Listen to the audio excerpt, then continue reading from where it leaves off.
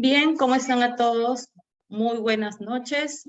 Aquí en Perú son las 6 de la tarde. A ver, son 6 de la tarde con 5 minutos. En Chile son las 8 de la noche con 5 minutos. Lo menciono porque nuestro expositor, invitado el día de hoy, tiene la amabilidad de conectarse con nosotros a través del Zoom desde Chile. Así es que yo le doy la bienvenida a todos los presentes. Gracias por estar ya conectados. Definitivamente el tema de la artritis para todos nosotros es sumamente importante. Como pacientes es trascendente que nosotros nos podamos informar, nos podamos orientar y sobre todo conocer mucho más acerca de lo que es esta enfermedad que definitivamente va a estar con nosotros desde el diagnóstico hasta el último día de nuestras vidas. Entonces hay varias etapas que tenemos que nosotros ir conociendo, como el diagnóstico, el tema del tratamiento, los hábitos saludables, que involucra varios aspectos. Es un todo, ¿verdad? El día de hoy, como ya ustedes saben, lo hemos anunciado. A ver, nuestro tema es el manejo del dolor y el uso adecuado de medicamentos en pacientes con artritis y otras enfermedades reumáticas. Enfermedades reumáticas son varias, así que definitivamente vamos a tratar en lo posible de que el día de hoy se aborden algunas, pero nos concentramos en la artritis y algunas enfermedades reumáticas.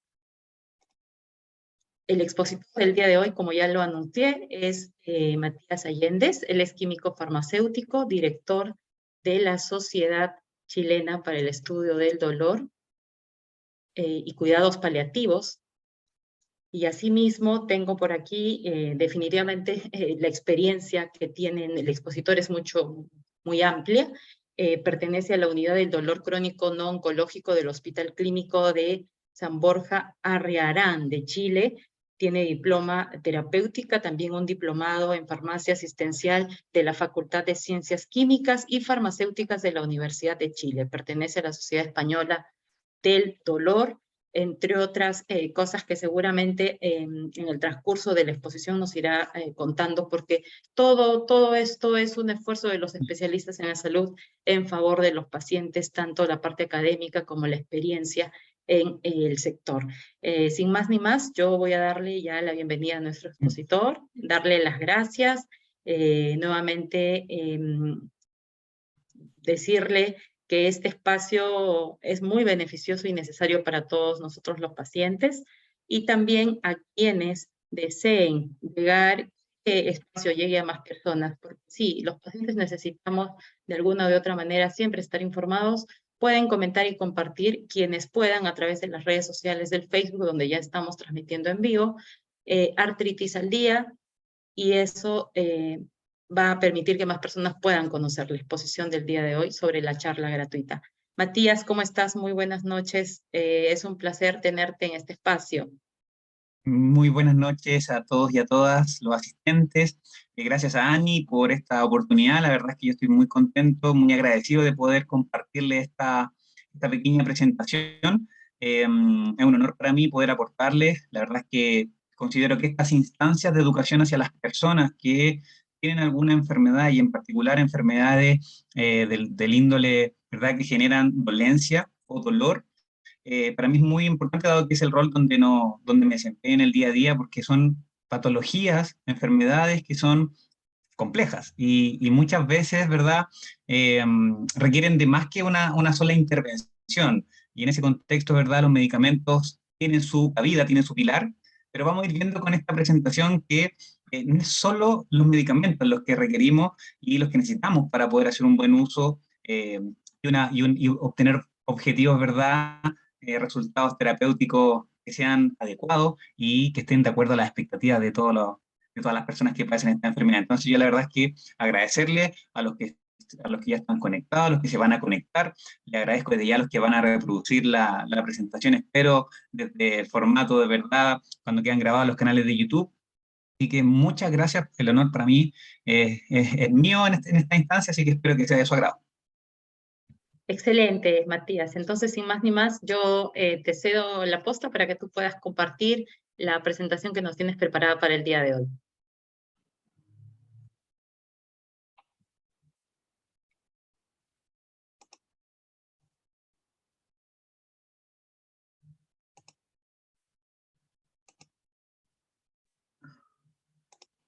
Estoy compartiendo, coméntame, Ani, si se ve la presentación. Sí, se ve, ahí ya Perfecto, estamos en modo presentación. Listo. listo. Entonces, bueno, también en honor al tiempo, voy a comenzar. Ya Ani me presentó, mi nombre es Matías Allende, yo soy farmacéutico de la Unidad del Dolor Crónico en Oncológico del Hospital San Borja Arierán en Chile, y voy a intentar, ¿cierto?, hacer un poco, entregarles parte de la información con respecto al manejo del dolor crónico, ¿cierto? Algunos conceptos también que tienen que ver con los medicamentos, que es la polifarmacia y la adherencia, ¿ya? En la ruta que vamos a ir viendo de la presentación, vamos a definir, ¿cierto?, lo que es el dolor. Probablemente muchos de ustedes ya lo conocen, lo experimentan cada día, ¿verdad?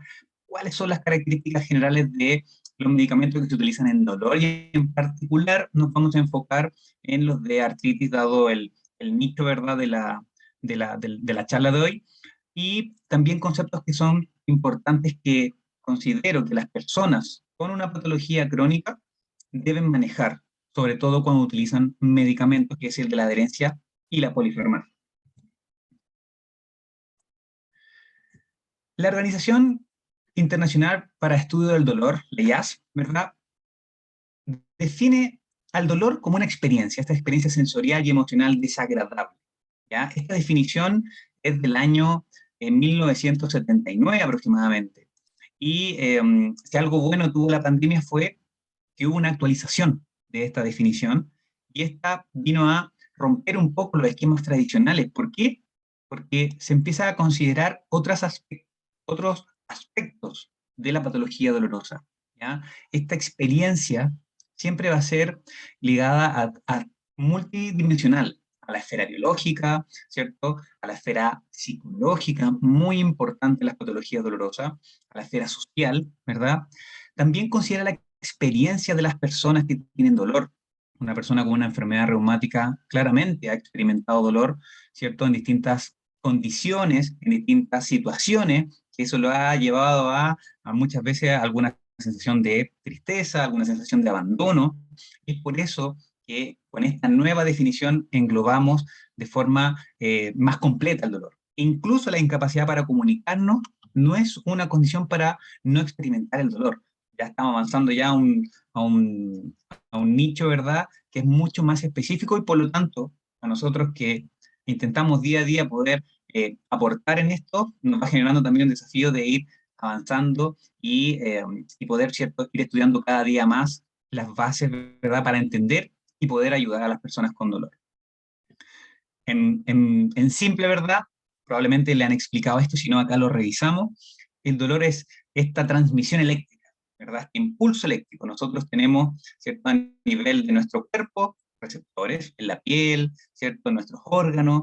Y cuando tenemos algún daño, alguna injuria, que también se llama, ¿verdad?, nos genera un impulso.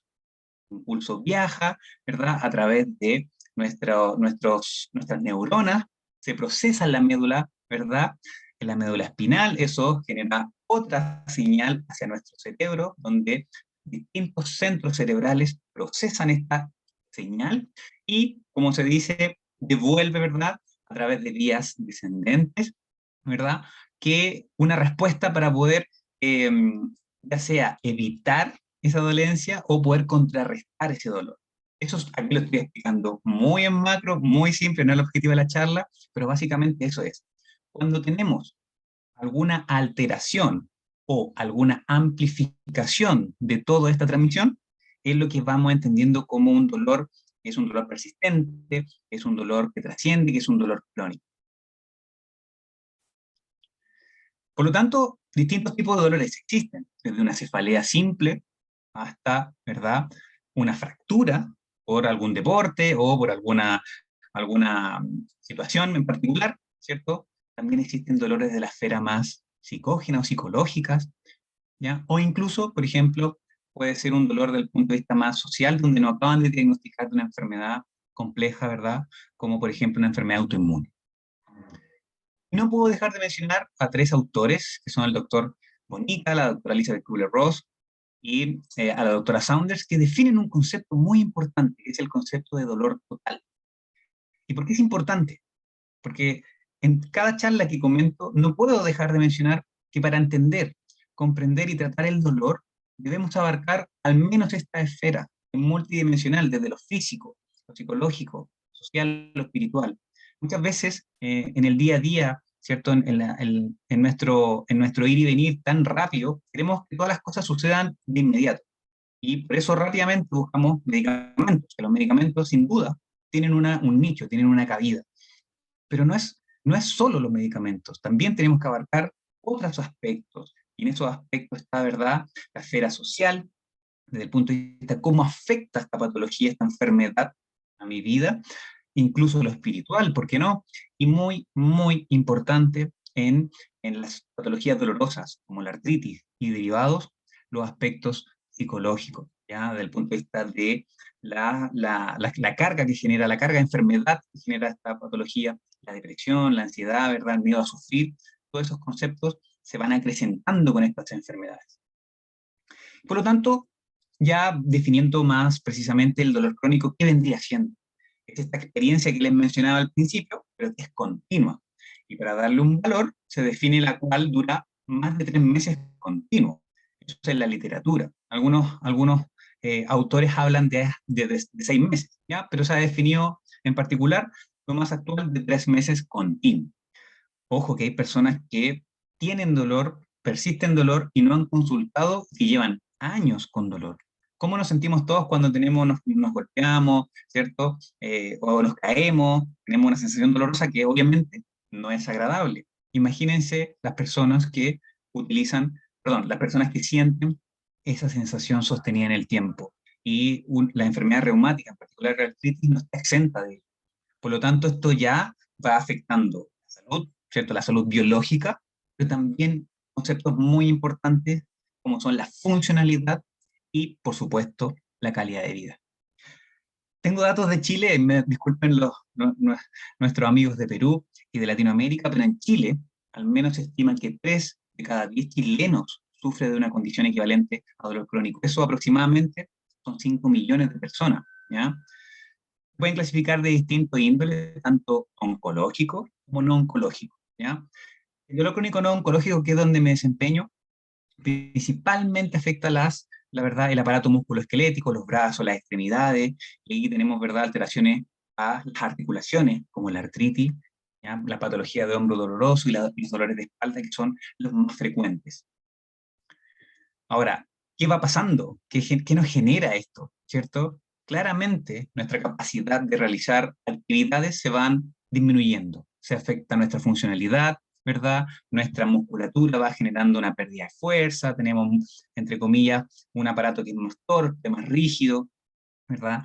Cambia la realización de nuestras actividades de la vida diaria, desde cosas tan básicas como vestirse, bañarse, caminar, comer, trabajar, hacer las actividades que nos gustan. Todo esto va generando, ¿verdad?, un efecto bola de nieve, ¿verdad?, que va creciendo con el tiempo, sobre todo si no acudimos, ¿verdad?, a los equipos de salud que prestan atención para esto. Vamos alterando nuestro sueño. El sueño es elemental, un sueño reparador para poder ir mejorando estas condiciones, donde claramente en un principio se nos afecta, no podemos dormir, estamos cansados, irritables, molestos, y eso también nos va generando un problema con nuestro círculo social. Muchas veces nuestros amigos, nuestro entorno, nuestra familia empieza a cuestionarnos, ¿verdad?, de cómo tanto dolor, empiezan a, a creer que es una enfermedad inventada, el dolor crónico al menos, ¿cierto? Hay ejemplos como dar como, por ejemplo, la fibromialgia, ¿verdad? Piensan que es algo que, ¿cómo puede ser tanto? Y la verdad es que parte de la premisa de las personas que trabajamos en dolor es que si a la persona le duele, es porque le duele. Y en ese contexto, las enfermedades, ¿verdad?, autoinmunes, como la artritis reumatoide, ¿verdad?, la uveitis, el síndrome de Sjögren, son enfermedades que tienen un común denominador donde el dolor puede estar presente.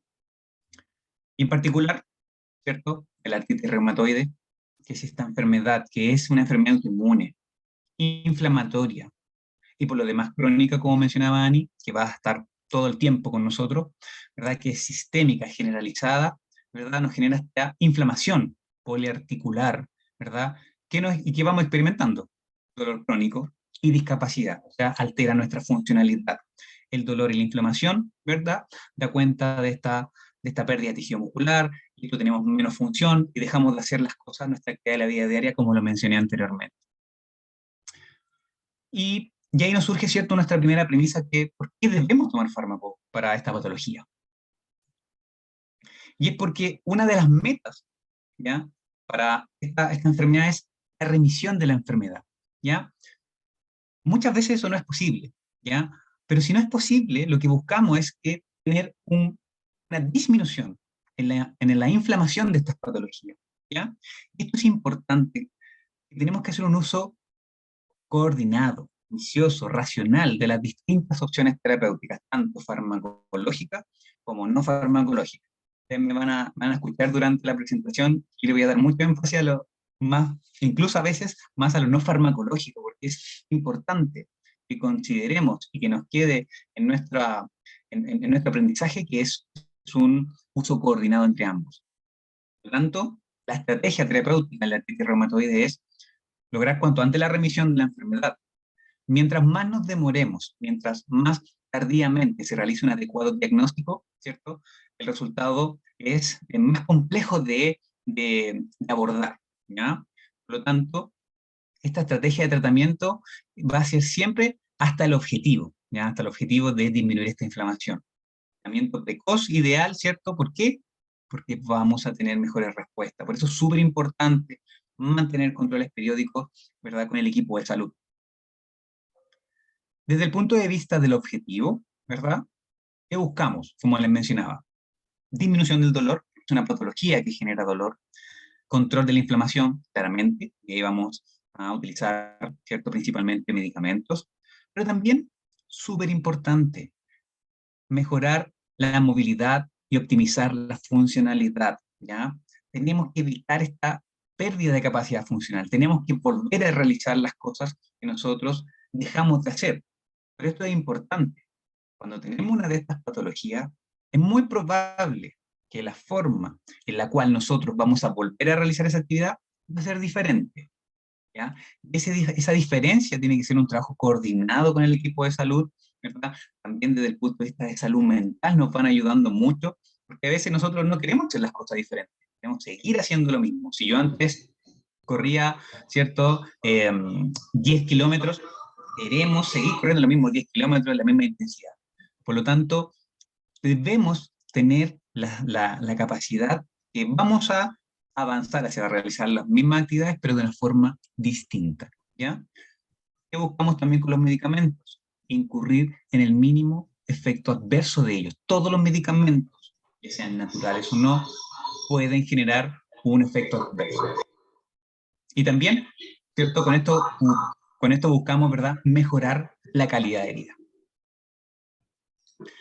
Por lo tanto, al momento de seleccionar una terapia, ¿cierto?, vamos a buscar... Perdón, se escucha un poquito de eco. No sé si seré yo, si podemos apagar los micrófonos.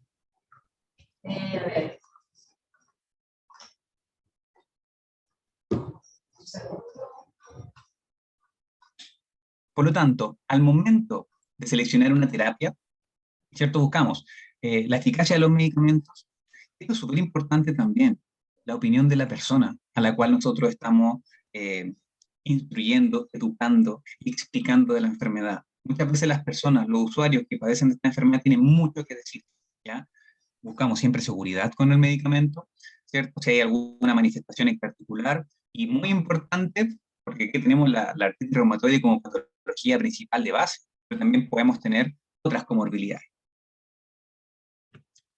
Y desde el punto de vista de qué medicamentos se utilizan, ¿cierto? Acá tenemos una gran batería desde los analgésicos, los AINES, ¿cierto?, los antiinflamatorios no esteroidales, corticoides, los famosos FAME, que son estos fármacos que modifican la progresión de la enfermedad, y las terapias actualmente biológicas, que han sido un nicho muy importante para poder controlar esta patología, ¿cierto?, y avanzar hacia los objetivos que son la disminución y la remisión de la enfermedad. Ahora, antes de comentar sobre algunos medicamentos, súper importante cuando los utilizamos. Alguna persona que los utilizó, ya sea estos medicamentos u otros, ¿han experimentado alguna vez algún malestar con respecto a algún medicamento? ¿cierto? Es lo que se conoce también como la tolerancia, ¿verdad? Y la tolerancia, según la definición de la RAE, es la acción y efecto de tolerar. Bueno, ¿y qué es tolerar? ¿Cierto? Resistir, soportar, especialmente un alimento o una medicina, ¿verdad? Y esto también va de la mano con la frase llevar con paciencia, porque muchos medicamentos nos generan efectos adversos, que son efectos adversos que están estudiados que deberían, ¿cierto?, ser tolerables con el tiempo. Y eso también va en pos de una mejor adherencia. Por lo tanto, la tolerancia es el fenómeno por el cual, en el caso de una administración repetida o continua de un medicamento, que a la misma dosis disminuye la progresividad de la intensidad de los efectos. ¿Y esto con qué va? Con las personas que utilizan medicamentos crónicos. Por eso es súper importante, cuando utilizamos una terapia, tener una adecuada tolerancia. Porque si cada vez que tomamos un medicamento tenemos malestar desde el punto de vista náusea, sensación de vómito, dolor de cabeza, con el tiempo es muy probable que dejemos esa terapia. Ahora bien, ¿cierto? Este grupo de medicamentos que tenemos que nos va a aportar, ¿cierto? Vienen a ayudarnos ya a alcanzar los objetivos de de cuando tenemos esta enfermedad reumática. Desde el punto de vista, ¿cierto? Para comenzar, lo analgésico, acá tenemos distintos grupos, no los vamos a nombrar todos, solo algunos nomás, con respecto a que lo importante de acá es saber que existen diferentes grupos de medicamentos y que todos tienen algún cierto tips y alguna cabida con respecto al control de esta patología. ¿Verdad? Tenemos los opiáceos, como por ejemplo la codeína o el tramadol, y los no opiáceos como el paracetamol, el metamizol y los AINES principalmente. Y el paracetamol, probablemente muchas de las personas que están actualmente ya en la charla la verán después, lo han utilizado. Al menos en Chile es un medicamento muy, muy utilizado, muchas veces un poquito mal mirado, ¿ya? Indica mucho. La verdad es que el paracetamol es un buen aliado cuando se utiliza de la forma correcta en la persona adecuada, ¿ya? Es el analgésico de elección, ¿verdad? Porque además tiene un excelente perfil de seguridad. Al menos las indicaciones acá, las guías clínicas de Chile, es que el medicamento no debe exceder los 4 gramos al día, ¿ya? Esto es muy importante, considerando que a veces hay medicamentos y asociaciones que tienen más, ¿ya? Por lo tanto, siempre se debe respetar la dosis del equipo tratante. Como tips para este medicamento, se le va muy bien tomarlo sin alimento con el estómago vacío. ¿Por qué? Porque eso hace que se absorba de una forma más eficiente e irrite y moleste gástricamente menos, ¿ya? Y también evitar el consumo de este fármaco con consumo de frutas, ideal con agua solamente, ¿ya?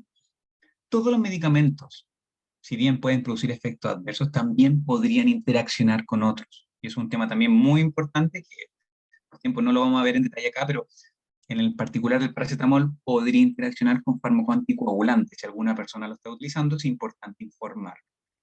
Dado el mecanismo del paracetamol, es cierto que tiene un metabolismo hepático, eh, ojo con el consumo de alcohol, siempre importante, ¿cierto? No consumirlo o consumirlo moderadamente. Y no está exento aún así de efectos adversos gastrointestinales o algunas erupciones cutáneas también. Por lo tanto, el paracetamol es uno de los fármacos de primera línea, de primera elección para el tratamiento del dolor. Desde el punto de vista de los derivados opiáceos, también tenemos el tramadol, que existe en gotitas, en ampollas, en cápsulas, un medicamento ya de una potencia un poquito más elevada para dolor leve a moderado. Y esto es importante, este es un medicamento que actúa a nivel central, pero es súper importante iniciar siempre con dosis bajas, muy pocas gotitas muchas veces. ¿Por qué? Porque puede generar desde somnolencia, mareo, sequedad bucal, y no a todos les va a servir el medicamento. Ojo que acá los medicamentos que yo les estoy mostrando son a modo de ejemplo, no bajo ningún motivo es una recomendación, dado que esto debe definirlo el equipo tratante, ¿ya? Es un medicamento como actúa a nivel central, puede tener interacciones con tratamientos antidepresivos también. Y ya un poco más, probablemente han utilizado todos también los AINES, ¿cierto? Estos analgésicos como el ibuprofeno, el diclofenaco, el naproxeno, que tienen efecto techo, eso quiere decir que tienen dosis máxima recomendada diaria, ¿ya? Son medicamentos que hay que hacer un uso racional de ellos. ¿Por qué? Porque tienen efectos bastante particulares desde el punto de vista gástrico y cardiovascular, ¿ya? Es súper importante que los AINES es muy probable que se utilicen de forma sintomática, mientras incluso se va realizando el diagnóstico de la patología, ¿ya? Se utilizan como coadyuvante en el manejo del dolor. ¿Qué significa coadyuvante? Significa que son medicamentos, ¿verdad?, que van a potenciar, a mejorar una terapia, un objetivo terapéutico desde el punto de vista analgésico, ¿ya?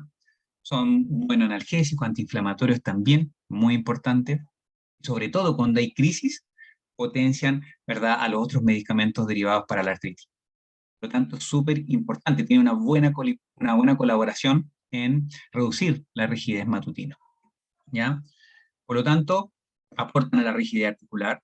Existen antiinflamatorios, los AINES selectivos y no selectivos, siendo uno de los selectivos que está tomando buen impulso los Coxib, el Celecoxib, también existe el Etoricoxib, como fármacos selectivos, los cuales tienen un mejor perfil de seguridad, pero aún así pueden haber efectos secundarios a nivel gastrointestinal, ya incluso aumento de la presión arterial y algunas alteraciones renales, sobre todo en personas mayores de 65 años, que exista un historial de úlcera péptica previa o alguna enfermedad gastrointestinal.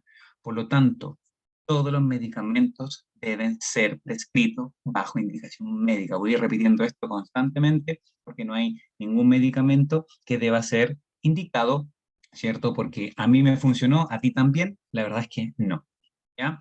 Cuando hay mayor riesgo gastrointestinal, se puede incorporar ciertos medicamentos que pueden minimizar los efectos adversos de los AINES, ¿ya?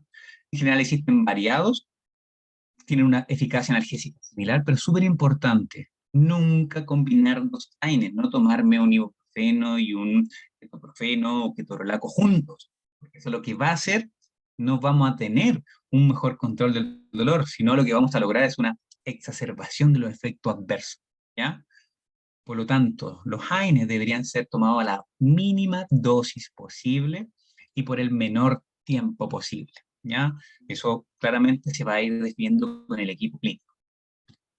Otro grupo de medicamentos utilizados en estas patologías son los corticoides, que son medicamentos principalmente utilizados para reducir la inflamación, ¿ya? También como analgésico, pero principalmente para la inflamación. Tienen un buen control, hay distintos corticoides con distintas duraciones en su uso, ¿cierto? Hay algunos de depósito también, que se hacen infiltraciones, ¿ya? Tenemos en distintas formas, desde comprimidos, inyectables, intraarticulares, y estos fármacos se utilizan de forma de un tratamiento de tipo puente, ¿ya? Hasta que ir buscando, ¿verdad?, el fármaco y el tratamiento que más se adecue a largo plazo con respecto a la enfermedad, ¿ya? Tienen su nicho, pero son medicamentos que, como todos, tienen efectos secundarios a largo plazo. ¿Cuáles son estos? Por ejemplo, podría haber un aumento de peso, ¿ya? Como son inhibidores de la supresión de la respuesta inmune, podría haber mayor riesgo de infección, ¿cierto? En algunas personas podría generar ciertas alteraciones de la glicemia, de la glucosa en sangre, osteoporosis. Por lo tanto, y aquí viene el mensaje, no todos los medicamentos son para todos. Por eso, de repente, a una persona con una artritis reumatoide de 50 años, ¿cierto?, que tiene diabetes, por ejemplo, va a tener un tratamiento versus una persona de 50 años que no tiene diabetes, va a tener otro tratamiento, y uno dice, ¿por qué a ti te dieron esto y a mí esto otro? Porque estas condiciones nos van a determinar cuál es el tratamiento idóneo. Acá tenemos que ir buscando la mejor relación riesgo-beneficio, ¿cierto? Suplementos también son muy importantes en estas patologías, desde la vitamina D hasta el calcio, ¿cierto? Lo principal siempre es la alimentación, ¿verdad? Pero cuando no podemos extraer todos los beneficios de ella, ¿verdad? La vitamina D desde baños de sol, ¿verdad? A la hora que se asegura, por supuesto, ¿cierto? Siempre es importante utilizar bloqueador ahora que tiene el tiempo de sol, y también suplementos de calcio tienen buena evidencia con respecto cuando hay un déficit de estas vitaminas y minerales. Por lo tanto, es ahí cuando se debe suplementar. Ya avanzando un poco a los medicamentos propiamente tal de la artritis, ¿verdad? Los FAM, estos fármacos que modifican la enfermedad, estos ya van a ser la base de las terapias, actúan principalmente en células y moléculas específicas, ¿cierto?, que van combinando mecanismos para ir disminuyendo esta presentación de síntomas, esta respuesta inflamatoria. retrasando la progresión. Y aquí tenemos, ¿cierto? Se agrupan en tradicionales y biológicos, ¿cierto? Y aquí probablemente en el grupo hay muchas personas que los comenzaron utilizando, los utilizan o tuvieron una experiencia, ¿cierto?, con ellos, que son principalmente el método Sato, como tradicionales la leflunomida, sulfasalacina, hidroxicloroquina, sateoprina. ¿Cierto? Acá tenemos los FAME tradicionales, ¿verdad? Que también van a ir junto a los biológicos y a los nuevos FAME a contribuir a este proceso inflamatorio, ¿verdad? Para mantener la estructura y disminuir esta progresión de esta enfermedad. Solo algunas recomendaciones y algunos tips, ¿verdad? Con respecto a algunos, el método Trexato, primera línea en general del tratamiento, no va a generar beneficio en todos, por lo tanto, pero siempre va a ser nuestra primera alternativa. Siempre se comienzan, perdón, con dosis muy pequeñitas. En general, tiene una buena tolerancia, ya que es un medicamento inmunosupresor y antiinflamatorio, ¿ya?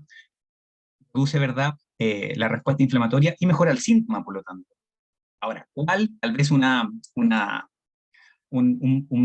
desventaja es que es un fármaco relativamente lento, ¿ya? Su efecto es a largo plazo. Por lo tanto, para tener un buen resultado, tenemos que tener buena adherencia, ¿ya? Y eso a veces, cuando estamos en esta condición, una crisis aguda, nos desesperamos y no es lo que buscamos, y a veces lo suspendemos, entonces a veces nos frustramos, pero es un medicamento que es bastante bueno en general, pero con efecto a largo plazo, ¿ya? Incluso el efecto máximo puede verse, ¿cierto?, entre los 4 y los 6 meses de uso. Efectos adversos, como todos los medicamentos, ¿verdad? Puede aumentar riesgo de infecciones, ¿verdad? También alteraciones a nivel de la médula, como la mielosupresión. Recordemos que es un inmunosupresor, súper importante, contraindicado en embarazadas. ¿Ya? Es un medicamento que puede generar un efecto teratogénico o alteraciones en la formación del embrión. Por lo tanto, si tenemos acá en la charla personas, mujeres que están en vías, planes de ser madres, súper importante comunicarlo con tiempo al equipo de salud para optar a las alternativas más seguras para poder tener un embarazo, ¿cierto?, sin ninguna complicación, ¿ya? Desde el punto de vista si hay alguna intolerancia gastrointestinal, puede ser utilizado en primera instancia el mismo medicamento desde el punto de vista subcutáneo. Leflunomida, también otro medicamento de la misma familia, muy utilizado también, principalmente, ¿verdad?, con su efecto adverso a nivel gastrointestinal, diarrea, que también van cediendo, pero si los tomamos con alimentos se disminuye ese efecto y también está contraindicado en pacientes embarazadas. ¿Ya? Hidroxicloroquina, que incluso tuvo algún momento, ¿verdad?, de utilización en COVID, después se demostró que claramente no tenía ninguna evidencia, pero es un medicamento, ¿verdad?, que se utiliza en esta patología. En general es bien tolerado cuando se utiliza al desayuno o a la cena, ¿ya? Generalmente cuando hay una menor severidad de la patología, tiene buena cabida, pero puede presentar náuseas y diarreas como la mayoría de los medicamentos, ¿ya? Ojo que puede haber en algunas personas alteraciones visuales a largo plazo, por eso hay que estar chequeándose, ¿verdad?, la visión bajo ciertos chequeos rutinarios con el equipo de salud. Eso fue una pincelada, la idea era mostrar, ¿cierto?, de forma general los grupos. Desde el punto de vista de los FAME biológicos, ¿verdad? Aquí ya tenemos los medicamentos que han ido apareciendo, son estas proteínas, ¿verdad?, que ya son más avanzadas, de elaboración en laboratorio, a partir de células vivas de mamíferos, que son los conocidos como anticuerpos monoclonales o las proteínas de fusión. ¿Ya? El objetivo de estos medicamentos es inhibir o bloquear ciertos procesos moleculares, ¿ya?, que van a desencadenar la enfermedad, desde interleuquina, desde proteínas, que generan respuestas inflamatorias, ¿ya? No se pueden ingerir, porque como son proteínas, ¿verdad?, si las consumiéramos en comprimidos, nuestros jugos gástricos la destruirían, y es por eso que principalmente estos medicamentos son de administración subcutánea o endovenosa. Y aquí tenemos como ejemplo el infliximab, el etanercept, el adalimumab, rituximab, entre otros que han ido, ¿cierto?, estudiando y obteniendo, ¿verdad?, beneficio. El etanercept, un agente biológico, ¿verdad?, que corresponde a una proteína de fusión, ¿cierto? Aquí me gusta que las personas sepan qué es lo que están utilizando, es una proteína de fusión, ¿cierto?, que actúa principalmente competitivamente en receptores que se llaman TNF-alfa, ¿ya?, que es un factor de necrosis ¿verdad?, para bloquear la respuesta. Lisumab, por su parte, es un anticuerpo monoclonal, ¿verdad?, que va a actuar en un receptor que se llama interleuquina 6. Es un medicamento, ambos dos son subcutáneos. Por ejemplo, el tofacitinib es un inhibidor selectivo de las quinasas de Janus, los famosos JAK, y ese es un medicamento oral. Y también tenemos rituximab, cuando no hemos tenido buena respuesta, como segunda línea, ¿verdad?, anticuerpo monoclonal, ¿verdad?, que se une a un antígeno llamado CD20. O sea, aquí, ¿qué les quiero mostrar con esto? Que en esta familia de los FAME biológicos tenemos distintos puntos de acción, ¿cierto?, donde van a ir actuando y, ¿cierto?, el equipo clínico, en función de la historia completa de la persona, va a decidir con qué medicamentos vamos a comenzar y vamos a evaluar. Ningún fármaco está exento de efectos adversos, ¿cierto?, de efectos inmunosupresores principalmente, porque actúan a ese nivel, claramente porque nos disminuyen la defensa. Podemos tener dobles cefaleas, secreciones nasales, ¿ya? Y como son medicamentos que se administran desde el punto de vista subcutáneo o endovenoso, ¿cierto?, en la sitio de punción, dolor e intesón. Eso puede reportarse claramente. Por lo tanto, no hay ningún medicamento que sea 100% exento de efectos adversos, ¿ya? Incluso podrían haber ciertas reactivaciones de ciertas patologías como la hepatitis o tuberculosis. Eso, ojo, que son condiciones muy excepcionales que hay que, el equipo clínico, al momento de prescribir el médico, ¿verdad?, los reumatólogos, van a realizar chequeos y exámenes para garantizar esa minimización de esos efectos. Esto con respecto un poco a los medicamentos. Ahora ya un poco de los conceptos que les quería comentar. También está el concepto de adherencia. La adherencia, a veces, como siempre hablamos de ser adherente, ¿cierto?, de que tenemos que tener adherencia con respecto a los tratamientos. Pero la verdad es que la adherencia es compleja, es un problema de salud, ¿ya?, con alta prevalencia. Eso quiere decir que en muchas personas se manifiesta, ¿ya? Incluso las personas que toman medicamentos crónicos, hasta un 50% puede no ser adherente a los tratamientos. Uno no podría no ser adherente a los tratamientos, ¿ya? Lo vamos a ir respondiendo con la presentación. ¿Qué pasa cuando nosotros tenemos, ¿cierto?, no tenemos una buena adherencia? Tenemos riesgos. ¿Riesgos de qué? De, si teníamos una enfermedad controlada, de una recaída, ¿verdad?, de no tener, ¿cierto?, la condición para tener la disminución de la inflamación y, por lo tanto, más daño articular, ¿verdad? O también desarrollar resistencia a algunos tratamientos. Dejan de ser el efecto esperado. Muchas veces hay que aumentar dosis, y muchas veces el aumento de dosis conlleva efectos adversos. Entonces, ojo ahí con esos tips desde el punto de vista de la adherencia, ¿ya? ¿Pero qué es la adherencia finalmente? La adherencia es una extensión de la conducta. Yo, cuando lo explico, le digo que es un contrato que se hace con el equipo de salud, ¿ya? Es distinto a la obediencia, ¿no es? Porque uno, cuando dice tómate los medicamentos una vez al día, es como, entre comillas, como una orden. Y uno podría hacerlo o no hacerlo, ¿ya? Pero la adherencia tiene que ser un contrato con uno mismo, como usuario, como paciente, con el equipo de salud. ¿Para qué? Para cambiar mi estilo de vida, ¿cierto? Para tomar control de mi enfermedad. Es un acuerdo con nuestro proveedor de salud, ya sea farmacéutico, médico, enfermera. ¿Por qué? Porque si no me tomo el medicamento, el principal afectado voy a ser yo mismo, ¿verdad? No el otro. Eso muchas veces es complejo, porque tiene distintas condiciones que nos van a fomentar el no ser adherente, ¿ya? ¿Como cuáles? Por ejemplo, la misma enfermedad, ¿cierto?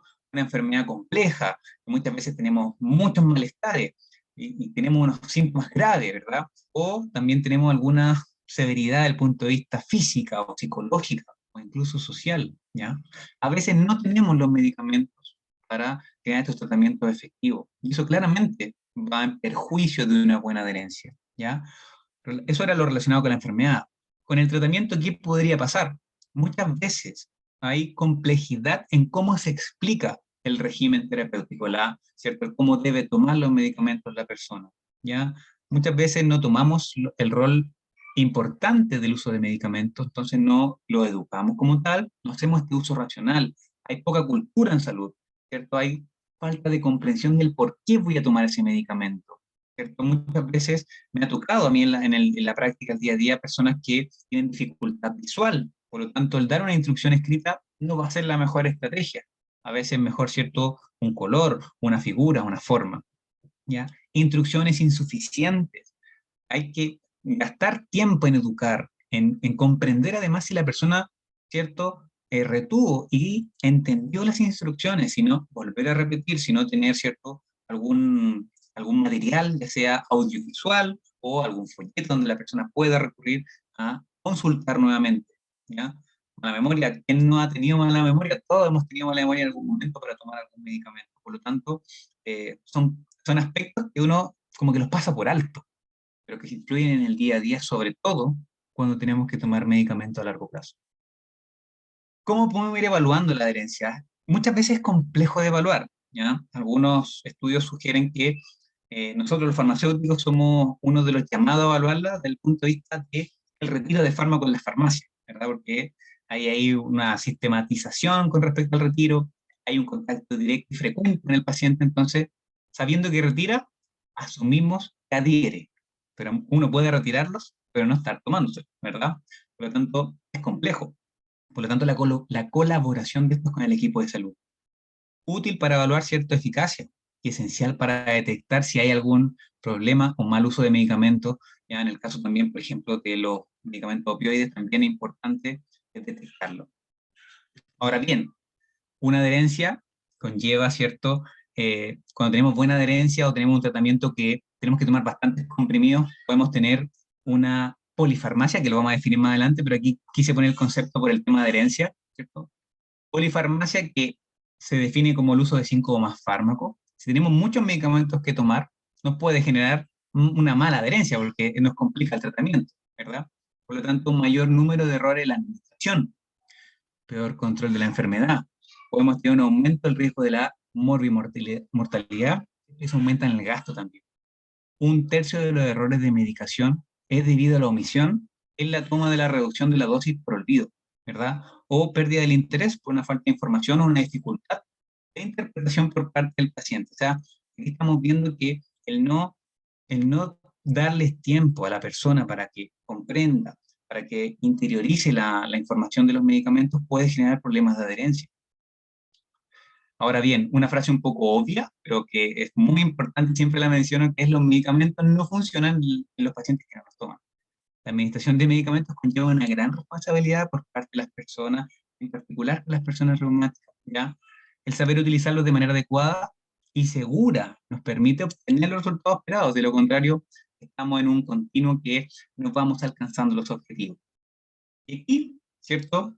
Llegamos al concepto que algo adelanté en la presentación anterior, ¿cierto? El de polifarmacia. Hoy en día estamos en un mundo que cada vez nos insta a utilizar más medicamentos y eso nos va generando, ¿cierto?, una sensación de agobio, una sensación de complejidad de los tratamientos y aparece el término de polifarmacia, ¿ya? ¿Qué es la polifarmacia? Es cuando una persona utiliza 5 o más medicamentos de forma simultánea distinta, ¿ya?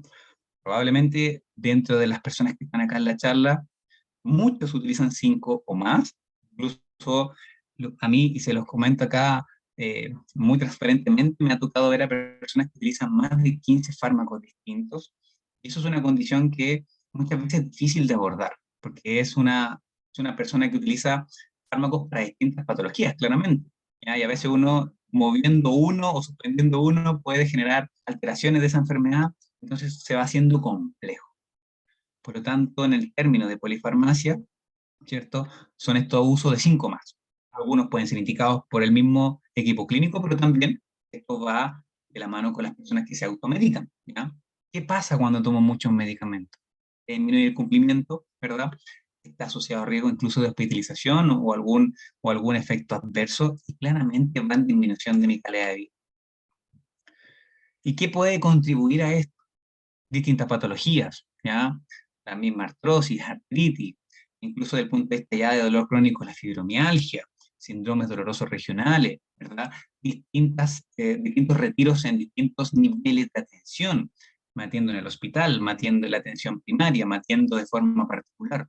Eso nos va generando, ¿verdad?, una fragmentación de la atención y vamos sumando muchas veces, incluso el mismo medicamento, de distintas dosis de distintas personas, y nos genera la confusión de qué es lo que debo utilizar, ¿ya?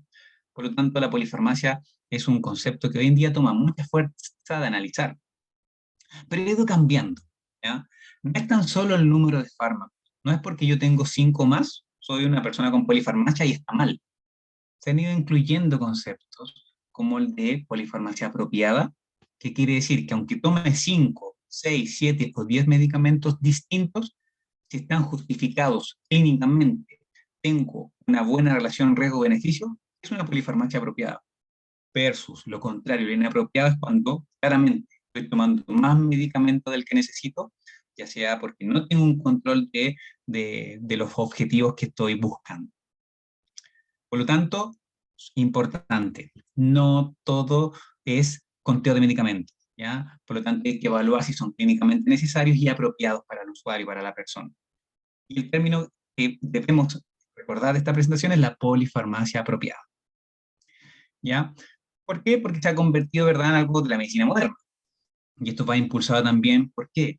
Por el envejecimiento de la población, la creciente disponibilidad de medicamentos que van apareciendo de manera, incluso forma preventiva, ¿verdad? El uso de las guías clínicas y los distintos niveles de atención, que al menos nosotros en Chile tenemos un problema que muchas veces no conversan todos y tenemos esta déficit de información con respecto a los medicamentos.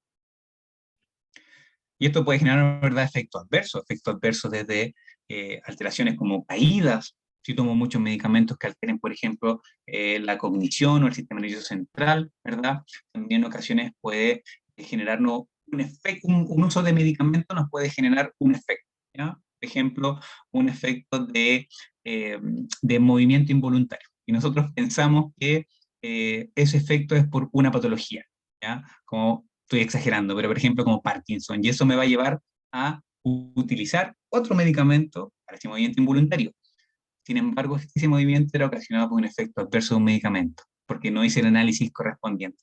Y eso es lo que se conoce también como cascada de prescripción, ¿ya? Que es estos efectos que van apareciendo y yo los atribuyo a una nueva condición de salud, donde sin embargo son los medicamentos que utilizo de forma concomitante que me van generando. Y eso hay que hacer un análisis de los medicamentos que uno es parte del trabajo farmacéutico. Por lo tanto, a mayor medicamento, mayor riesgo de tener o de sufrir errores de medicación, ¿ya? 1 de cada 3 errores de medicación es debido a, principalmente, problemas en la toma, omisión, no me tomo la dosis que la indicada o se me olvidó. ¿Por qué no? Si tomo demasiado, es válido. Por lo tanto, ¿cuál es el objetivo del plan? ¿Cierto? Hay que tener un buen diagnóstico. Súper importante la funcionalidad tanto física como mental. Ir en pos de mejorar la calidad de vida, porque cuando hablamos de mejorar la calidad de vida, claro, como término suena bien, pero tenemos que trabajar para ello. En general, en tema de dolor, cuando yo tomo medicamentos o hago terapia no farmacológica donde existe una reducción de un 30% de esa intensidad, ya se considera relevante. Y eso también es un término importante. En dolor, muchas veces nosotros no vamos a lograr la supresión de todo el dolor. Y eso nosotros se les educamos, explicamos a las personas, ¿ya?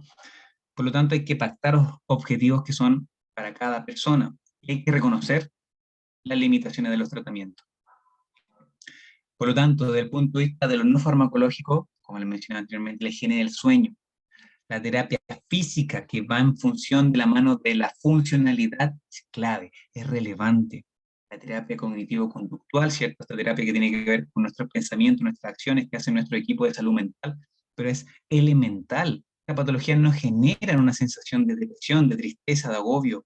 El formar un equipo multidisciplinario que nos pueda abarcar esta esfera es pero fundamental para obtener un buen resultado.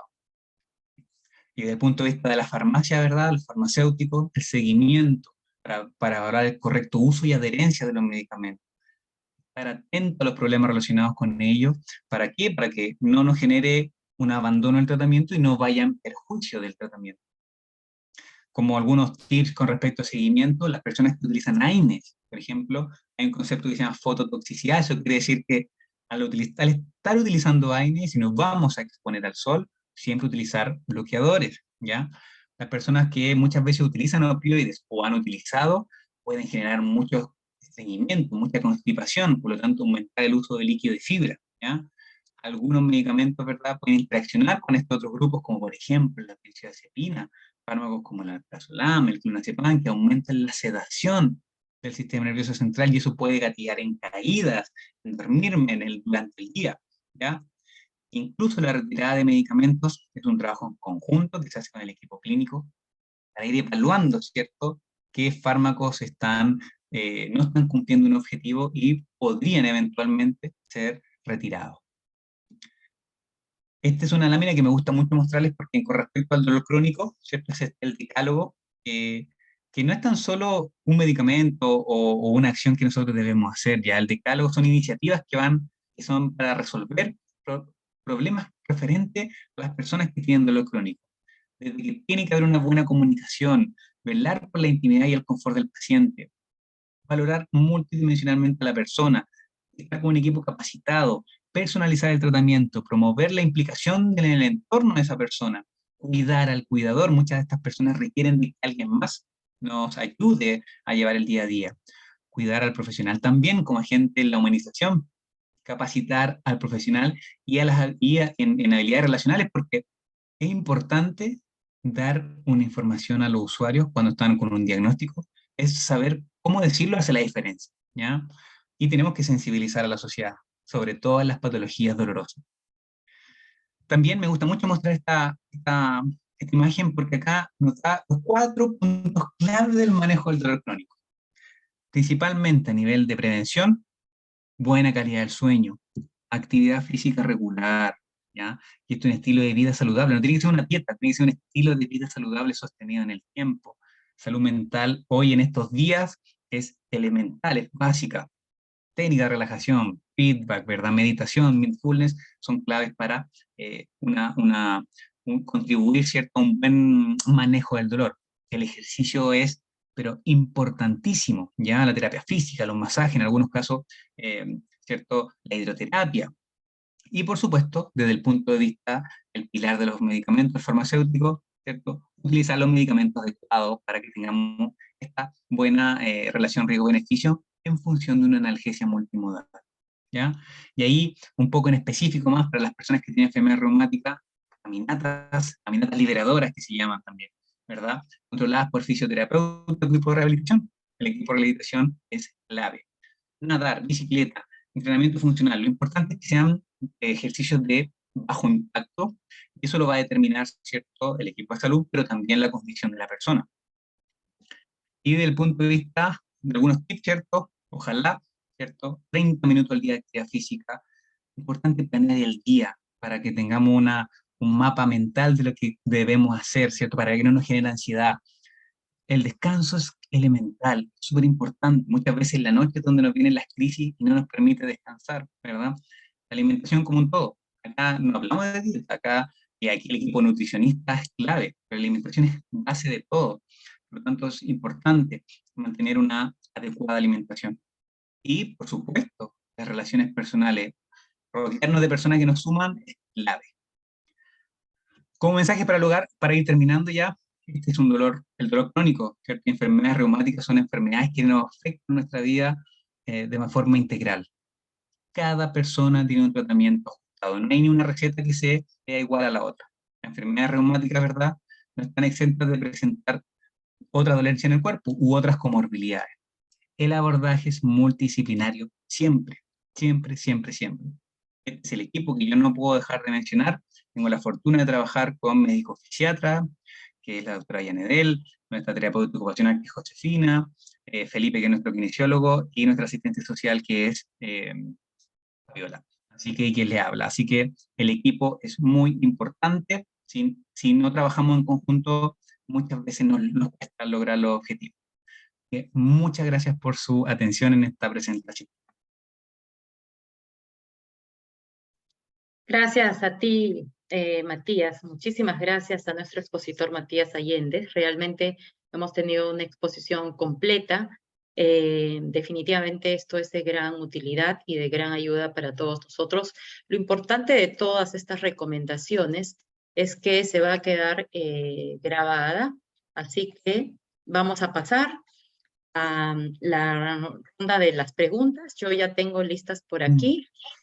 Vamos a pedir también a quienes están en Facebook que se han conectado de varios países, de Argentina, de México, de Estados Unidos, de Panamá, de Puerto Rico, de Chile, de Argentina, de Bolivia, de Ecuador, quienes estuvieron agradeciendo toda la información brindada. También las gracias a los pacientes por darse ese tiempo de aprender, de conocer un poco más, ¿no? Esto realmente nos va a fortalecer a todos nosotros. Así es que a los que están en Facebook, en instantes voy a también proceder a hacer a dar al expositor las preguntas. Y solamente por aquí voy a ir al chat. Evelyn Pérez, muy agradecida con la charla. Las gracias son para Matías por el tiempo que ha dispuesto para hoy nosotros. Elena nos dice, ¿no? ¿Hay alguna página o guía donde podamos revisar y ver de forma adecuada la forma de ingerir y obtener una mayor eficacia de los medicamentos? Muchas gracias por la pregunta. La verdad es que existen páginas desde el punto de vista oficiales con respecto a el uso racional de medicamentos que están validadas principalmente por la OMS o la Organización Panamericana de Salud. Nosotros, por ejemplo, en nuestro país, en Chile, tenemos una guía que es de acceso público porque es del Ministerio de Salud, que es la guía para el uso racional de medicamentos y buenas prácticas de prescripción, ¿ya? Generalmente los países, a través de sus ministerios de salud, van generando recomendaciones con respecto al uso de medicamentos, van de la mano un poco con las guías clínicas, ¿cierto? Para patologías. Nosotros acá tenemos lo que se conoce como el GES, que es la garantía explícita en salud. Por ejemplo, para artritis reumatoide define un arsenal de medicamentos, define algunas recomendaciones para este buen uso. Generalmente son guías orientadas hacia el equipo clínico, más que al paciente. De páginas de España, ya, que tienen guías para las personas, para el usuario de dolor, ya. Ahí, si ustedes gustan, me pueden escribir a mi Instagram, yo les puedo dejar, darles las que al menos yo siempre estoy revisando, porque siempre se van actualizando, son de de muy buen material educativo, pero una página así como que exista, todavía no está, un buen desafío, pero no desconozco si hay una en particular que hable como del buen uso, más que de forma general. Excelente. En instantes yo voy a precisar el Instagram del doctor. Magdalena Matías nos dice, ¿de qué manera podemos tomar el metrotexato? ¿En qué horario? ¿Cómo sugiere acompañarlo? Lo mismo nos pregunta también para el etoericozib y para el tofacitinib. Con respecto a la administración de los medicamentos, ¿cierto? Si vamos a hablar del medicamento solo de ese en particular, es más sencillo, ¿verdad?, ceñirnos a la información del prospecto, vale decir, metotrexato ideal siempre al desayuno o a la cena, con alimentos se tolera mucho mejor, bastante bien, ¿ya? Entonces sería a primera hora o antes de acostarse. Eso va a depender mucho de la tolerancia de la persona. Lo mismo pasa con el anticuerpo monoclonal. Ahora, con respecto al letrozolid, ya como son AINES selectivos, en general desconozco cuál es la indicación de ese AINES, si es para crisis de dolor o es para una terapia mantenida. En general los AINES deben ser utilizados, como mencioné en la presentación, por el mínimo tiempo posible a la dosis más baja. En ese contexto, el etoricoxib, como pregunta, ¿verdad?, la auditora, ideal es que sea cuando tiene una crisis de dolor. Me imagino que esa fue la indicación. Si es sostenida en el tiempo, tiene que ser a una hora tal que me permita controlar los episodios dolorosos. Hay personas que tienen más dolor, por ejemplo, antes de acostarse, por lo tanto ahí se sugiere tomar el medicamento alrededor de 3 a 4 horas antes de ir a acostarse, ¿ya? O hay personas que tienen dolor, ¿cierto?, durante el día, entonces, por lo tanto, lo ideal es tomarlo en la mañana. Por eso, muchas veces estas recomendaciones que parecen un poco pasadas por alto son importantes. Y es por eso que cuando se indica un tratamiento, la persona debe comunicarlo, ¿cierto?, al equipo de salud, al médico tratante, al farmacéutico si tiene la oportunidad, para poder ir ajustando la administración a esa persona. Perfecto. Matías, te vamos a pedir unos minutos más. Ujú. Hay una pregunta de Vero Lucio, ¿no? Y obviamente la pregunta que nos hace cada persona sirve también para que esa respuesta sea utilitaria para todos, porque a veces tenemos preguntas muy frecuentes. Nos dice, ¿no? ¿Recomienda consumir el omega 3? Los últimos estudios en general, con respecto al uso de omega 3, tienen una muy buena evidencia con respecto a la prevención de enfermedades cardiovasculares, fortalecimiento también del sistema inmune. Por lo tanto, esto ya es una opinión personal, desde el punto de vista de si la alimentación muchas veces es difícil extraer todos los nutrientes que requerimos, pero el omega 3 es un suplemento que tiene evidencia sostenida en el tiempo y puede ser utilizado de forma, de forma, ¿verdad?, segura. Ideal, yo siempre cuando preguntan por suplementos, eh, omega 3 como suplemento seguro y bueno. Ahora, la pregunta es, ¿requiero de eso, de suplementarme omega 3? Ahí viene la contraparte donde siempre, y ahí yo les digo, pastelera sus pasteles, los nutricionistas, ¿verdad?, son los llamados a evaluar a esta persona y decir, sí, ¿sabe qué? Puede utilizar o necesita utilizar omega 3, ¿ya? Para que quede bien claro que no todos los suplementos son para todos. Perfecto. Vamos con otra de Evelyn, ¿no? La consulta es también aquí algo general. Si empezamos a notar que hay hinchazón en nuestro organismo al tomar los medicamentos en general, ¿debemos suspenderlos? ¿Debemos acudir a nuestro especialista? ¿Qué hacemos en ese momento si notamos un cambio adverso de cualquier medicamento? Excelente pregunta en general. Cuando hay efectos adversos, cuando uno educa a la persona, le comenta categorías de efectos adversos, desde el punto de vista de reacciones anafilácticas que son graves y eso hay que suspender y acudir a un centro asistencial, hasta algunas que son en función de, que son estudiadas con respecto al medicamento. Cuando hay hinchazón generalizado, un edema, ¿verdad? Ahí también hay que ver, hay que posicionarnos cómo podría ser nuestra atención. Es decir, si yo, por ejemplo, empecé a tomar el medicamento el lunes, me pasa esto en la noche del lunes, y yo el martes tengo la posibilidad de acudir al centro médico, ¿verdad? Ideal es que acudamos, pero muchas veces no hay hora o es difícil encontrar una atención clínica con respecto a esa condición, ¿ya? En ese contexto, una acumulación de una hinchazón, ¿ya? No es una condición tal de esperada de un fármaco. Por lo tanto, la recomendación es, si tengo la posibilidad de una atención rápida, no suspender e ir a consulta, pero si no tengo la posibilidad de una consulta rápida, va a depender también en el estadio que estemos de la patología. Si estoy recién iniciando un tratamiento, probablemente la suspensión no va a tener mayor implicancia. Pero si estoy en un tratamiento crónico como mi patología controlada y de forma inesperada experimento una hinchazón, hay que acudir al equipo, a la atención, ¿verdad?, de urgencia o inmediata para evaluar esa condición. Pero en general, un aumento de volumen no es algo habitual esperado en un efecto adverso. Sí, por ejemplo, un malestar en la cabeza, una náusea, un mareo, son condiciones esperadas, pero no una hinchazón. Perfecto. Vamos con la otra pregunta rápidamente para ganar tiempo a los minutos. Leonora Arnau nos consulta sobre la leflunomía, ¿no? Si este medicamento puede ocasionar algún impacto en el hígado, sobre todo en pacientes que ya tienen alguna hepatitis crónica o alguna inflamación. ¿Qué considerar además sobre este medicamento?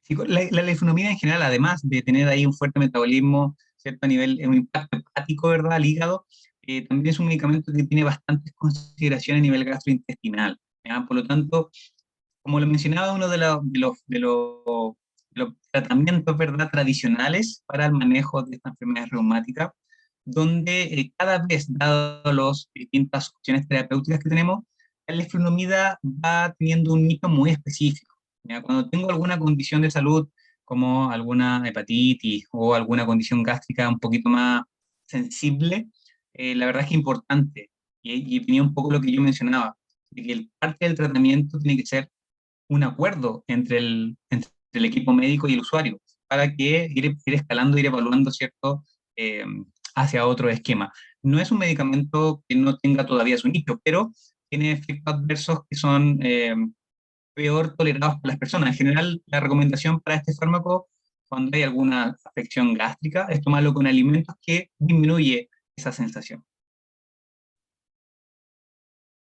Y tenemos una pregunta de una paciente que recientemente ha sido diagnosticada con artritis reumatoide, ¿no? Se trata de Indira, 1 año y 4 meses, y nos comenta que está por indicación del reumatólogo con celecoxib. En este caso, ella, al parecer, recientemente está presentando una presión en el pecho, palpitaciones esporádicas fuertes en el corazón. Entonces, ella consulta que próximamente ya va a tener su cita con el reumatólogo y consulta si debe dejar el medicamento. Está un poco preocupada, ¿no? Y como yo lo decía al inicio, creo que ahí la recomendación se la dejo para que Matías nos diga de forma general también qué pasa nuevamente cuando hay algún efecto adverso y estamos con cierto miedo, temor y sobre todo con incertidumbre. Exacto. El celecoxib es un AINE, ¿ya? Los AINE es un AINE selectivo, ¿ya? Por lo tanto, en estricto rigor tiene menor efectos adversos, ¿ya? Principalmente gastrointestinal, pero también los AINE selectivos, como el celecoxib, puede tener alguna afección a nivel cardiovascular, si bien es menos impactante que los AINES tradicionales. eh, Estas palpitaciones, esta sensación de euforia probablemente puede tener que ver con la presión de la persona que hizo la pregunta, por lo tanto, claramente es una condición que debe ser informada al clínico, ¿verdad? Para evaluar si el medicamento es el que está ocasionando este efecto, o es la dosis, o hay alguna otra condición de salud que pues genera, porque si uno, ojo que acá también doctor Google muchas veces nos genera mucha ansiedad e incertidumbre, uno coloca palpitaciones y créanme, van a salir los diagnósticos más terroríficos, por lo tanto, siempre es importante consultar a su equipo de salud. Claramente una palpitación es una condición que uno se va a asustar, porque no es algo que habitualmente uno lo experimente, por lo tanto, eh, aquí voy a ser un poquito abogado del diablo, pero podría ser ocasionado por el medicamento, claro, pero también podría ser ocasionado por otra condición. En general, un síntoma que sí o sí se debe informar. Bueno, y agradecemos todas las preguntas en Facebook. También tengo varias en Facebook. Ahora continúo con las del Zoom. Nos dice Jessie desde el Facebook, ¿no? Muchas gracias por la charla. Dios le bendiga a Matías y también a todos los especialistas realmente que nos regalan su tiempo para poder darnos estos consejos que son de bastante ayuda para nosotros los pacientes. Su pregunta es, la prednisona y no sé si otros medicamentos, dice ella, ¿no? ¿Descalcifican los huesos? ¿Qué debemos saber sobre ese tema?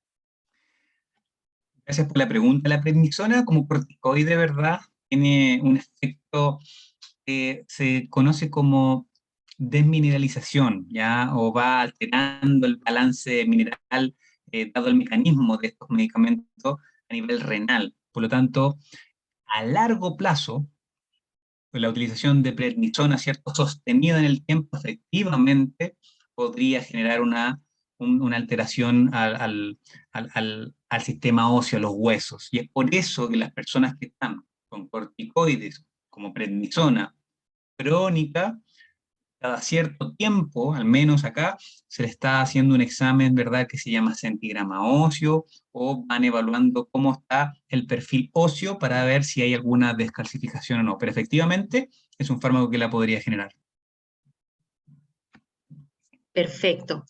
Tenemos otra, ¿no? Que también esta es una pregunta muy común. Teresa Isabel nos dice, para quienes usamos los biológicos, ¿podemos consumir probióticos? Y de antemano agradece también la respuesta. Aquí con respecto a los probióticos, sí o sí, todo lo que quieran. Los probióticos son ya medicamentos, ¿verdad? Con una muy buena evidencia desde el punto de vista de los efectos para nuestro microbioma, ¿verdad? También conocida como antiguamente como la flora intestinal, lo que ya es microbioma. Los probióticos son seguros.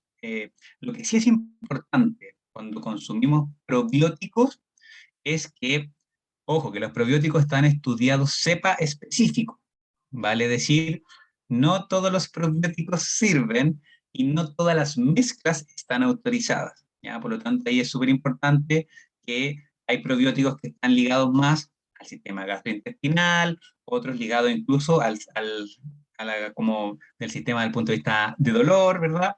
Pero los probióticos son seguros, los efectos adversos son mínimos, se pueden utilizar desde el nacimiento incluso, así que lo importante es asesorarse con su médico, pero, o farmacéutico, por supuesto, pero sí, tienen una muy buen nicho, pueden utilizarse. Gracias por la respuesta, Matías. Karen, que esta es otra pregunta también creo que de todos nosotros los pacientes, así que yo también me sumo a la pregunta, yo agradecida con las preguntas muy interesantes que todos están haciendo desde su posición, desde su caso, que realmente también nos beneficia a todos aprovechar en la respuesta del expositor del día de hoy, Matías Allendez, a quien nuevamente agradezco por su tiempo. Karen nos dice, ¿cuál es el mejor tips o recomendación que pueda haber para evitar el daño hepático renal para nosotros quienes constantemente estamos con los medicamentos, ¿no? Al haber sido diagnosticados, tenemos que estar periódicamente con los medicamentos. Wow, qué pregunta. La verdad es que ahí una pregunta de difícil respuesta. Lo que puedo comentar con respecto a la inquietud es que todos los medicamentos, todo lo que nosotros ingerimos en nuestro cuerpo tiene cierto un gasto. En este caso, principalmente a nivel hepático, a nivel del sistema renal por la eliminación. Pero también es importante recordar que los medicamentos para las patologías crónicas, ¿verdad? Cuando se le realizan los estudios, estos estudios son con una mirada a largo plazo, ¿ya? Una mirada de uso continuo y crónico, donde va a haber alguna alteración en el camino a nivel hepático o renal, sí, lo va a haber. En algunos casos no es clínicamente importante, en otros sí. Pero ¿qué es lo importante? Lo importante es mantener los controles del equipo. Muchas veces pasa que nos indican un tratamiento, somos adherentes, pero dejamos de tener los controles, dejamos de realizar los exámenes que son de ir chequeando, ¿verdad?, nuestro perfil hepático, nuestro perfil renal, son claves para ir determinando y detectando antes de que se produzca alguna condición, ¿verdad?, que empeore nuestro sistema. Eso ahí es como una pregunta que no tengo la respuesta para decir estos son los tips, porque de lo contrario no tendríamos problema a esos sistemas. Sí, de todas maneras, muchas gracias. Y ahí me atrevo a comentar y reiterar, ¿no? En Artritis al Día, desde hace tiempo estamos brindando este tipo de espacios con diversos especialistas y a veces el tiempo nos queda muy corto, hay distintos enfoques y hay que arribarlo con distintos especialistas. Próximamente vamos a seguramente tocar uno de los temas de Inés que acaba de mencionar sobre la alimentación. Dice, ¿no? Si la alimentación puede producir inflamación en las articulaciones, no sé si ahí, Matías, tienes algún comentario, pero ese es un súper tema que está pendiente para octubre. Seguramente ya lo estaré informando, pero ese es un tema realmente que también necesitamos todos conocer un poco más al respecto. Sí, hay que comentar un poco, gracias también por el comentario. Efectivamente, hay alimentos que pueden contribuir a una mayor inflamación, ya sea intestinal como generalizada. Principalmente puedo comentar que los alimentos ultraprocesados, ¿verdad? Dietas ricas también en grasas saturadas, incluso también carnes de origen animal, tienden a generar una condición más proinflamatoria. Yo no me considero experto en la parte de alimentación, considero que tenemos profesionales expertos en el uso de estas formas de alimentarnos, que son los nutricionistas, ¿verdad? Los nutriólogos también, pero sí, efectivamente, hay alimentos que, así como son proinflamatorios, también tenemos alimentos que son pro-antiinflamatorios. Pero la alimentación tiene un nicho importante en nuestra calidad de vida, absolutamente, y las patologías dolorosas y reumáticas también. Así es. Matías, tenemos algunos minutos más aquí en Perú. Bueno, aquí en Perú son las 7 de la noche con 19 minutos. Estamos en vivo, estamos conectados. Matías se encuentra en Chile, es nuestro expositor del día de hoy. y está, ya son casi más de las 9 de la noche, así que tú me indicas si tenemos algunos minutos más. Vamos con una pregunta más para... Perfecto. Moni nos dice si la interacción del tramadol con los antidepresivos, hay muchos pacientes que consumen ambos, ¿no? El tramadol creo que es muy frecuente, entonces nos dice si hay alguna recomendación sobre el consumo de ambos. Buena pregunta, qué buena pregunta para el cierre. Bueno, gracias por esa pregunta. Y efectivamente, los opioides, y en este contexto el tramadol, uno de los más utilizados para los contextos dolorosos menores, ya sean gotas, comprimidos, tiene interacciones demostradas con los medicamentos utilizados como antidepresivos, ¿ya? Existen distintos antidepresivos, desde selectivos, no selectivos, duales, ¿ya? En donde, en general, con tramadol más antidepresivo podemos tener una interacción que nos genere efectos adversos muy clarificadores, como boca seca, hipotensión, somnolencia, ¿ya? Estado de letargo. Por lo tanto, ojo que si bien interactúan, no es que estén contraindicados, y eso es súper importante.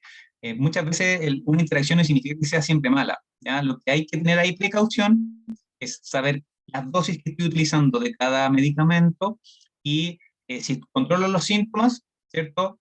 Tengo un check, pero también tengo que ir evaluando el riesgo-beneficio con respecto a los efectos adversos, porque puedo tener los síntomas controlados de la enfermedad, en este caso dolor y estado de salud mental, pero tengo efectos adversos que también van afectando mi calidad de vida. Y ahí se va optando por o cambio el opioide, hago un ajuste de dosis o de forma de administración. Muchas veces estoy tomando gotitas y tomo cápsulas y con eso solucionamos el problema. O cambio el antidepresivo, ¿ya? También hay que ir jugando un poco con las alternativas. Pero efectivamente una interacción es muy frecuente, pero que no es una condición para decir no debo tomarlo. Es muy persona dependiente. Perfecto, Matías. Quisiera dejarte estas palabras finales para que nos recuerdes por qué es importante. Necesitamos que siempre se nos recuerde a los pacientes la importancia de no automedicarnos, la importancia de no abandonar los medicamentos sin previa, ¿no?, indicación del reumatólogo, en este caso quien es el especialista que ve las enfermedades reumáticas, y también la importancia de no confiarnos y dejar de asistir, ¿no? Definitivamente hay muchos problemas de acceso en diversos países, en algunos casos, también el tema económico, hay muchos problemas, pero en la medida de lo posible tengamos prioridad sobre la enfermedad. Entonces ahí te dejo algunos minutos para que tú nos recuerdes lo que tenemos que tener en cuenta. Te escuchan en Facebook y también en Zoom. Bueno, muchas gracias, Ani. Desde ya le agradezco a las personas que permanecen conectadas, a las personas que van a ver la presentación a posterior. Y le agradezco, la verdad es que estoy muy feliz, muy contento de poder participar con ustedes. Efectivamente, los medicamentos, ya sea para esta patología dolorosa, para patologías reumáticas, como para cualquier otra patología aguda o crónica, debemos considerar dos puntos. Uno, que el medicamento no es todo. ¿Ya? Tenemos que siempre va complementario con las otras acciones no farmacológicas. Y siempre voy a ser majadero en eso. Pero también, cuando utilizamos medicamentos, es súper importante hacer un uso racional y juicioso de estos. Y eso va de la mano con mantener una buena adherencia. ¿Para qué? Pues nosotros debemos trabajar con objetivos terapéuticos, es decir, estoy tomando este medicamento porque necesito controlar mi inflamación, en el caso de una patología autoinmune. Y avanzar, con el equipo, ¿verdad? Vamos a decir, ok, de aquí a tal tiempo, con una expectativa real, vamos a tener este resultado. O estoy tomando este medicamento para controlar mi presión, ¿cierto? Para controlar mi estado de salud mental. Súper importante mencionar que hay efectos que son más a largo plazo que otros, ¿ya? Y también es importante saber que a veces no vamos a tener el resultado esperado. Los medicamentos no funcionan en todos de la misma forma. A veces un fármaco que en uno lo hizo bien, en otra persona le puede hacer pésimo o no puede hacer nada. Por lo tanto, los medicamentos deben ser prescritos por el equipo médico, deben ser adquiridos de forma ciertos lugares establecidos, ya sea establecimientos de salud o farmacias, y el uso racional siempre debe ser colaboración entre el equipo y las personas, los usuarios. ¿ya? Así que, como mensaje final, debemos hacer un uso adecuado siempre de los medicamentos para obtener el beneficio, el máximo beneficio, con el mínimo riesgo posible. Perfecto, Matías. Muchísimas gracias a ti por tu tiempo, por tu educación al tema de la salud. Los pacientes te lo agradecemos inmensamente. Mil disculpas a quienes están en Facebook. Hay muchas preguntas que por temas de tiempo, la charla tenía una estimación de 1 hora, nos hemos excedido un poquito más porque el tema lo meritaba. Seguramente cuando en algún momento más adelante el expositor Matías Allendez tenga algún tipo de disponibilidad, seguramente haremos parte 2. Todo esto es realmente beneficioso para nosotros los pacientes, Matías Allendez, por lo cual te agradezco a nombre de Artritis al Día, a nombre de los pacientes, y también a todos por su tiempo. Muchas gracias. Eso ha sido todo por hoy. Ya estaremos anunciando pronto en la próxima charla. Nuevamente, muchas gracias, Matías. Muchas gracias a usted, a Ani, a todos y a todas, así que un abrazo desde Chile. Un abrazo también. Nos vemos. Muchas gracias a todos. Chao, chao.